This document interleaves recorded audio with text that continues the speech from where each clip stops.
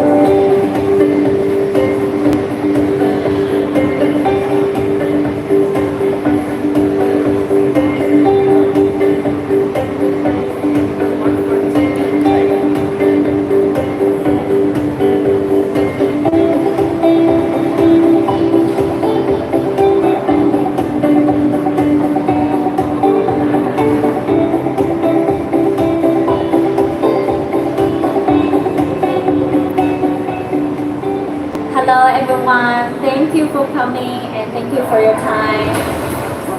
Now, may I have the honor to introduce our speaker, Sean McKeel from Attraction Academy. Thank you so much.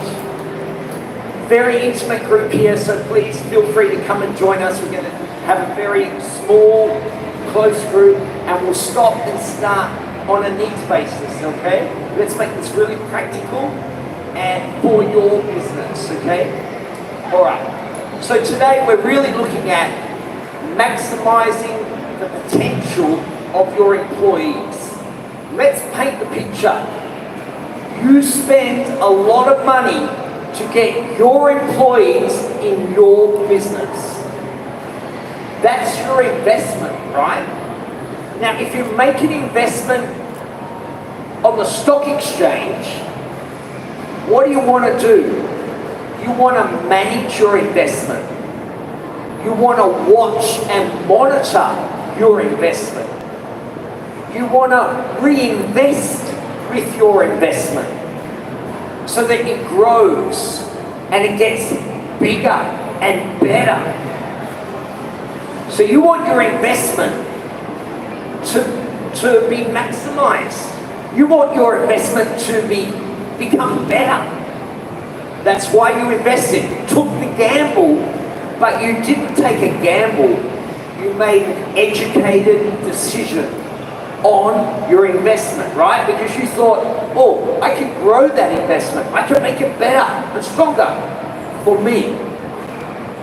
The same as your team members in your business. You've got to treat it the same way.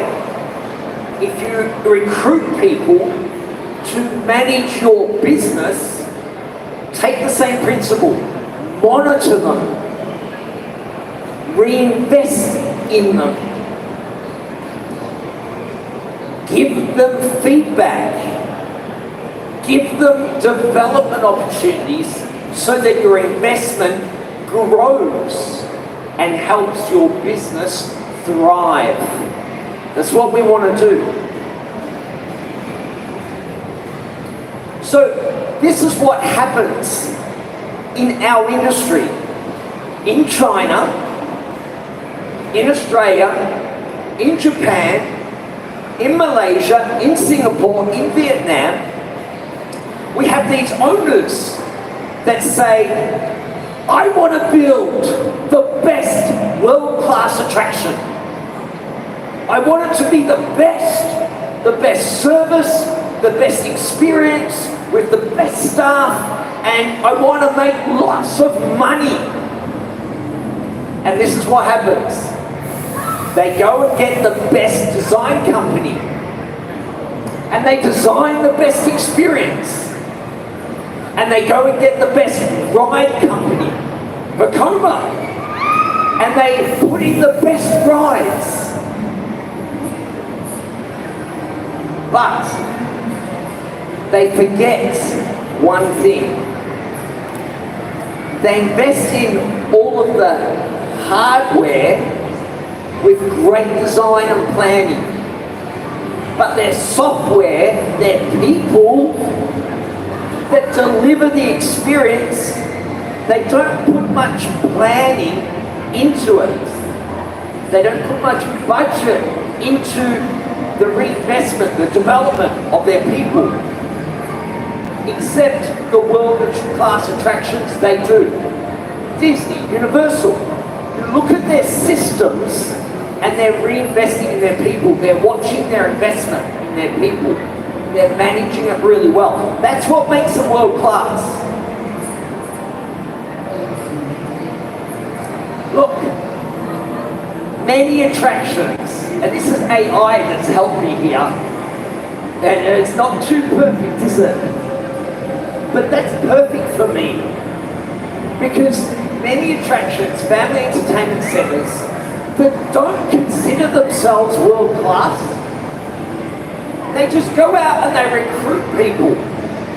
They recruit that person, and that person, and that person, and they expect them to do the job and do it well. And they fail. Their investment has failed to deliver on their dream. I want world-class experiences. I want a world-class experience in my family entertainment center. I want great customer service. But they failed from the beginning because they never planned properly how their investment in their people is going to grow and be nourished and managed. All businesses need to consider strategically, by design, what type of people do I need in my business that will help my business to grow and thrive. If we don't do that, we're not being fair to our business. So already, half of the operators here in this expo have failed because they haven't considered how they're going to grow their people, how they're going to choose the right people. Our business is all about delivering great experiences, right? Not just great design of the experience, but by design, our people have to be managed well, trained well, cared for, so that they deliver on our dream. Walt Disney reminds us, you can design and create and build the most wonderful places in the world. That's the design aspect of the hardware. But he reminds us about the software. It takes people to make the dream a reality. And only world-class attractions are focusing on that bit too.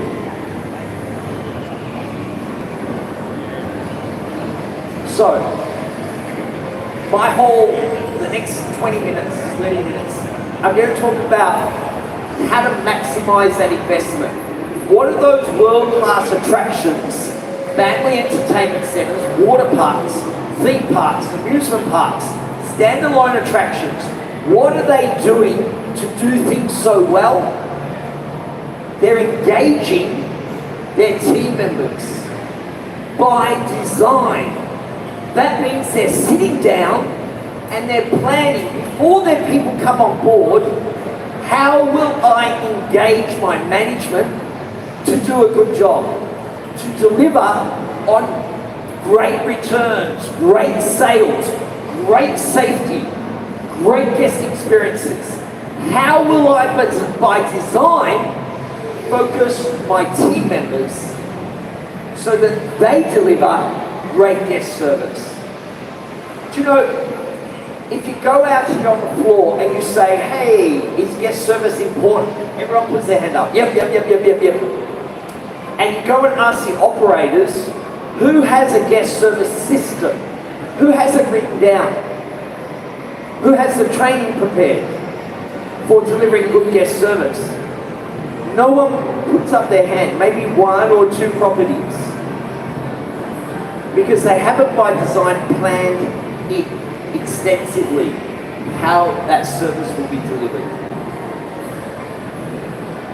So, as an overview, to get engaged employees, to maximize on your investment, world-class attractions are doing these things. By design, they're planning in these areas. And I'm going to highlight an overview of these areas. Because if you do all of this, you're starting to engage your team. That's maximizing on your investment. So the first one that was up there was attracting and recruiting. How many businesses, they look at all the CVs and they spend so much time on the CVs and resumes. But they're recruiting for the front line, people that deliver the ride, that sell the candy, that sell the games. We don't need someone with a good CV. We need someone that has certain qualities.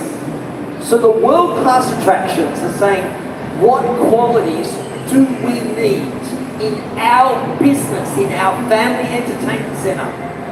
And they say, we need staff that smile naturally. So they designed their recruitment process so that the team members, the candidates, can demonstrate a natural smile. They're the ones you want to say, that person smiles naturally, that person smiles naturally. Oh, that's a grumpy bum, I don't want that person. Right? You know what Disney do, by example? At their recruitment center, they have this long corridor and it goes up slowly. And to go in their recruitment center, by design, they design it so that you should smile. Because they only want people that naturally smile. So by design, you open the door to the recruitment center. And it's one of those be our guest type doors with a face on the handle. And so you go, oh, this is special. It's a brass handle. You open the door and you look up the corridor and it slowly rises. And on either side there's these gold statues in these cases. And you walk past each of the Disney characters, gold statues. If this was me, I would walk up that corridor on my job interview like this.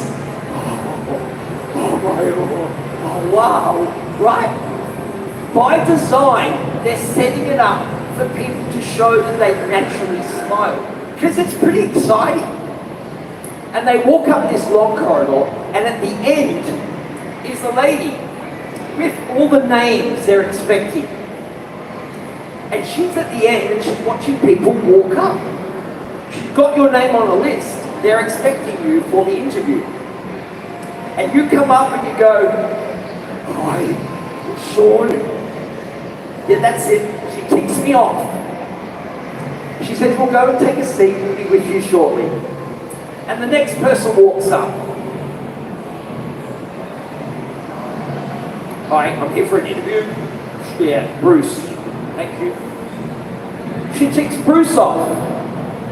But by design, for Sean, he was smiling naturally, right? She ticked the right-hand column. Sean smiles naturally. Tick. And when Bruce came up, she ticks the left-hand column. He never smiles naturally. So at Disney, by design, the recruitment process starts to look for the competencies and the natural behaviors that they want in their employees by design. Now, it's not just the one time that I get a chance to smile. Because Bruce, in the interview and in the group activities, he gets more chances to smile, to chat with people during the breakout times. Was Bruce chatting with people? Was Bruce friendly? Was Bruce reaching out to others? Tick, tick, tick. So by design, they're working out a recruitment process that gets people that naturally are a fit for their organization and the role. Does that make sense? By design. So recruit the right type of people. That's investment in your business. That's going to help your business to thrive. If you recruit someone that's for the front line, that is a sourpuss and shy and has to be guest-facing and talk to guests, but doesn't like guests and doesn't smile, you've wasted your time. So recruit by design. Recruit for organizational fit. No matter what the position, identify the competencies and the unique things that you want them to display. And by design, tick them off. So there's the first thing. Investing in your people starts when you attract them, attract the right ones, and recruit the right ones. Okay? World-class attractions take a lot of time by design to train their people. Why? Because if they don't train them right, they'll fail to meet the expectations. So by design, the training is very detailed. It's systematized. It's trained and they're marked off that they can do it. They're marked off that they're competent and confident and confident, okay? The onboarding process at a world-class attraction, be it a family entertainment center, be it an amusement park, be it a water park, it doesn't matter. By design, it should be strategic. It should introduce the employee to the business. It should welcome them to the business and give them an overview about what this business is about. Because ultimately, your employees are your brand ambassadors. They speak for your business, they act for your business. So you've got to start that process. This is what world-class attractions do. It's starting to make them think like business owners, every employee. So they start to make good business decisions. They're empowered to do that. There's a safety focus of some sort, because by design, our attractions, our industry, if we don't get it right with safety, our whole industry is impacted. So it's in my interest, it's in your interest that these guys over here get the safety element right. Because if they don't, and you have an accident on your rides, then your rides get impacted and less people ride them. So we're all in this together, and we've got to support each other when it comes to safety. We want to see safety training in every induction process. As Alex was saying earlier, let's get the mindset right. Start to build a culture of safety in our business. Obviously, at the front line, service excellence is important. We say in our dream, we want the best service at our attraction. Now we've got to plan for it by design. And again, so many attractions don't have it written down. They don't have it trained. They don't have a process for achieving service excellence. I'll tell you one simple initiative that was trained in Vietnam. one of the companies I was working for, they wanted the kids to feel special in their family entertainment center. They wanted the kids to feel so special that mum and dad started to get teary because of how the staff treated the kids. So we developed a very simple initiative that we stole from another big world-class park. We created stickers. In Vietnam, stickers cost probably 0.5 cents to produce. And we gave those stickers to the team members. So every day they could put them in their pocket and they could present them to the kids when appropriate. So they had, in this one attraction, they had some rides with aeroplanes, and they had some rides with ships, and they had some rides with castles. So they decided to make the kids, turn the kids into princesses or captains as appropriate. And so they would present some of the kids with a captain's sticker. Hello, little Yas. Oh, you like this ride? Would you like to be the captain of this ship? Yes. Okay, I'm going to make you the captain. And he puts the sticker on the child. Now, whenever this child walks from one attraction to the next, past the team members, past the managers, and the managers see that captain sticker, they're all trained by design to say, Captain, Captain, welcome aboard. You can have the front seats. Captain. So now, this little captain feels real special because every team member, every manager is treating him like a captain. Wow, that's pretty special. And mum and dad, oh wow. Same thing works for the ladies. Princess, you put that sticker on that princess, and now all the team members are trained. When you see princess coming to your ride, princess, stay this way. They're trained they're triggered to treat that person in a special way, that little kid. Princess gets the front seat, princess gets to make the choices, princess gets to get genuflected to or bow to.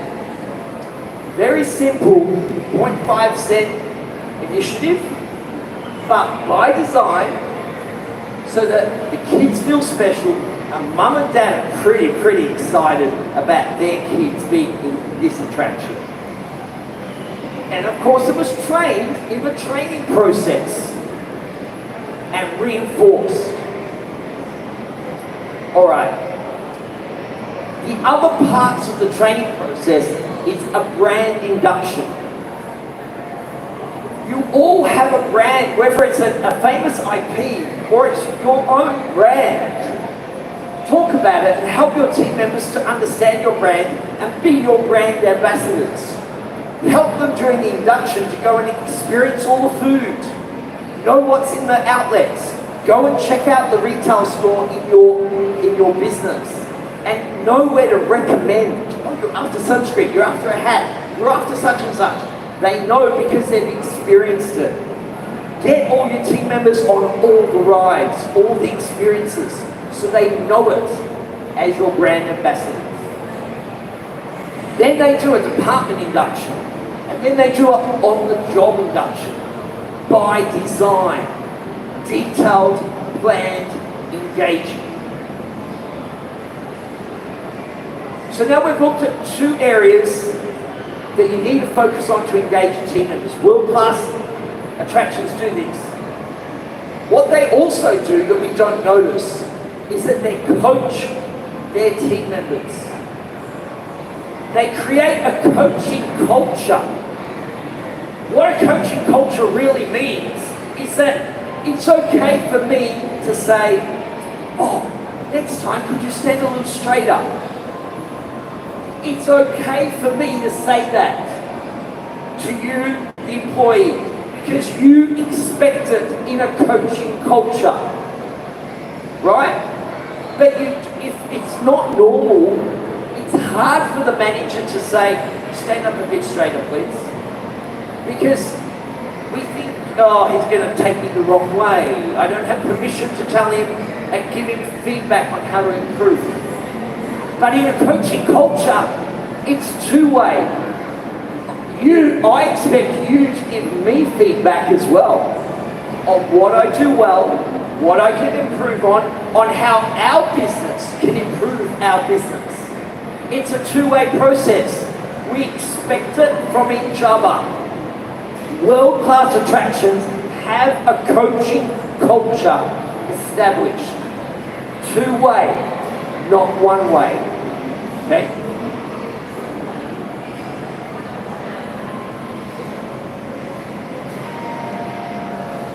Look, with your investment, you manage your investment. You manage it. Your performance manage your investment. Expect that from your management team. Equip them, train them. Expect your management team to performance manage your team members.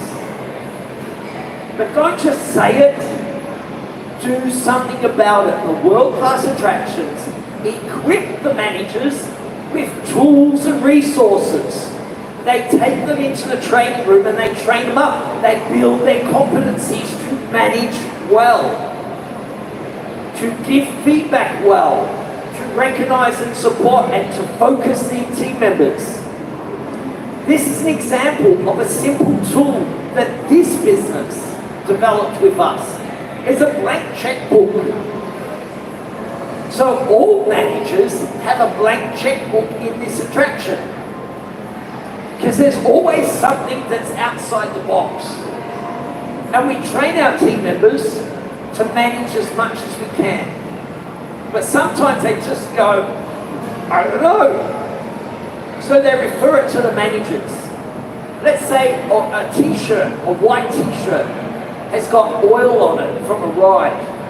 Yeah, the team member doesn't know what to do. They call on their manager, and the manager comes out, and they go, oh, what's happened? And they say, I'm really angry. I've got a white t-shirt and now I've got oil all over it from your dirty ride. This is horrible. I love my white t-shirts. Now I can't wear it. Oh, I'm really sorry that that's happened. So we equip them with a strategy to manage that conflict. Listen. Empathize, apologize. I'm really sorry that happened to you. Solve it. Here's what I can do. How about, would it be okay if I give you access to any t-shirt in our attraction? Go and choose the one that you like the best. Take this voucher, it's a blank check. You write t-shirt on it. You sign it. You give it to the guest and say, go and take this to any retail outlet and exchange it for any t-shirt that suits you. Oh, thank you so much. No, thank you. Thank you for letting us know how we can improve our business. Make sense? So it's about equipping our management team to manage any situation that comes up that's aligned to our values and what we want to achieve. That's only one tiny little example of an initiative. But we've got to equip our team with our management team with so many things to be able to manage well. And one of the things we have to equip them with is the effective way to recognize their team members.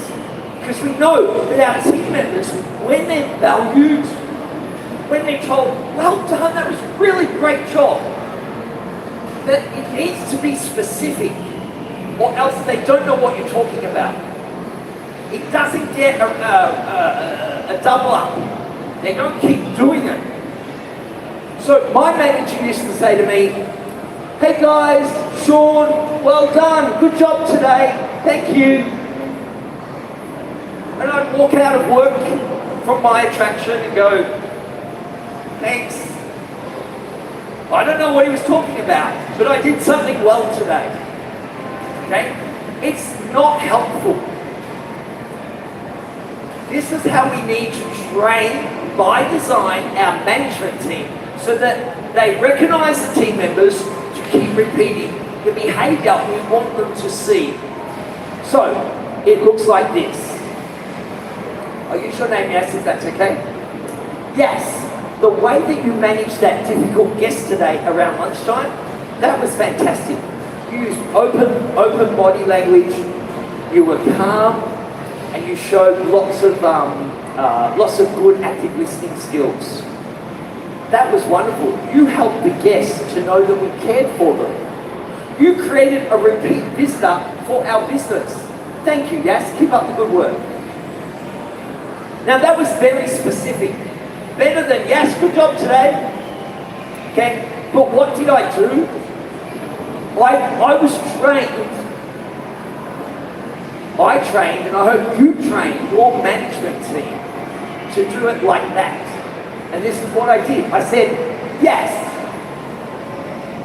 Okay? Yes.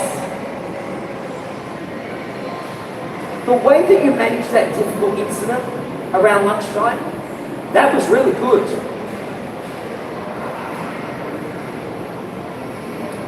You gave them, you showed active listening skills, you were calm, and you really let them know that you valued them.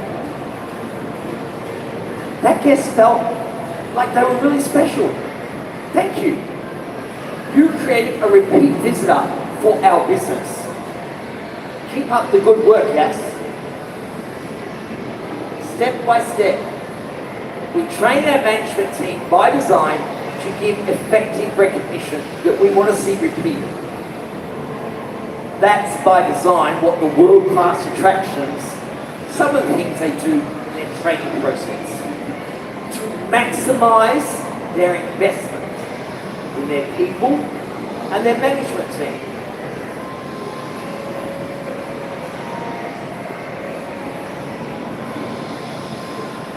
You know, world-class attractions that really maximize on that investment, they provide opportunities in a number of areas for their team members. They provide opportunities for their team members to be engaged in the whole process of managing the business. They provide opportunities to have input, to give feedback. As Chris was saying, Chris Ho earlier in the safety presentation, the opportunities to have input and feedback was to identify safety concerns. And they got feedback on that and they got a little reward. That's having input into the running of the business. That's creating business partners, which is what we want to do if we're going to maximize on our investment. And to contribute. Most world-class attractions have a way in which their team members can feel proud. Proud that their business is raising money to help a charity. Proud to take characters to the local hospital and make some great memories of the hospital. Proud to plant trees and grow an area that was barren. And they promote that in the business by design so that the team members feel pride. By design. Remember, in the future, our challenge is keeping our employees. Because our employees want to feel proud of the business they work for. So this sort of stuff is really important to provide opportunities to grow and better the community, to be proud of their business. This is really important stuff.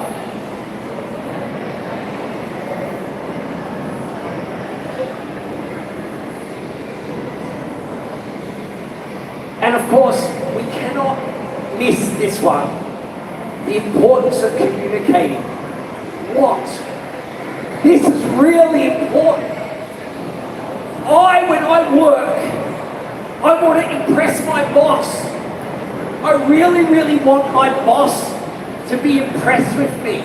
And you do too. Everyone does. So the boss, the leader, has to make sure that they let their expectations known and they're very clear.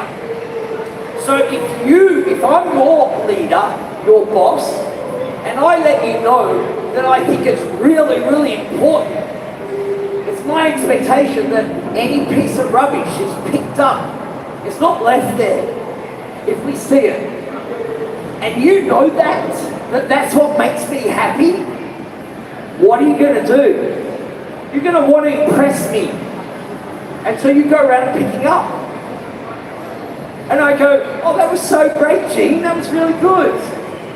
Thank you for doing that, picking up that rubbish. I really love that. So making your expectations clear as a manager, a boss, a leader is so important. And so many team members in a business, an entertainment center that's not thriving, they don't know what their boss wants. They think their boss wants something, but the boss hasn't made their expectations clear. That's what we communicate. We communicate our business values. We communicate so many things so team members don't go, I don't know. No one told me. We communicate everything so that they know. They know and they feel like we value them because we told you. And most important, we communicate appropriate business results. Let me share an example. At Water Brothers on the Gold Coast, we had a bakery in the main street. And we would collect the money every day and we would count the money up. And the team members worked hard to make every day. But the team members had no idea how much money they were collecting every day. They just knew that they were to sell and collect money, but they didn't know how much. So the business in that bakery, when we didn't share business results, it was performing at that level.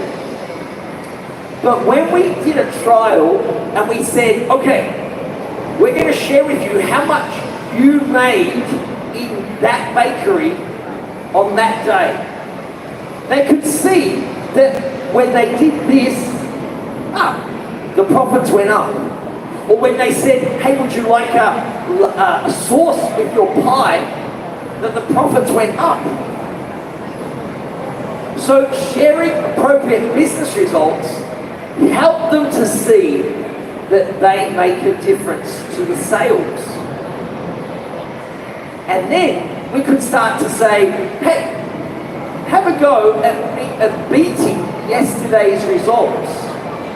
Whoa, all the team got together and said, how are we going to beat yesterday's results? Okay, make sure you offer everyone a sauce with their pie and their pasty and their sausage roll. Make sure that you offer everyone, not the small, but offer them the large. Would you like a large drink with that? And now they can see that the business results started changing. Oh, we've now got business partners working for us because we're sharing, communicating results. So, let's finish there. And we'll finish on this point. It's the point I've already made. Your investment, do you want this? You do, right? But to get this, you've got to create this. Lots of engagement by design. Design it, plan it, make it happen. Thank you everyone, and good luck with your businesses.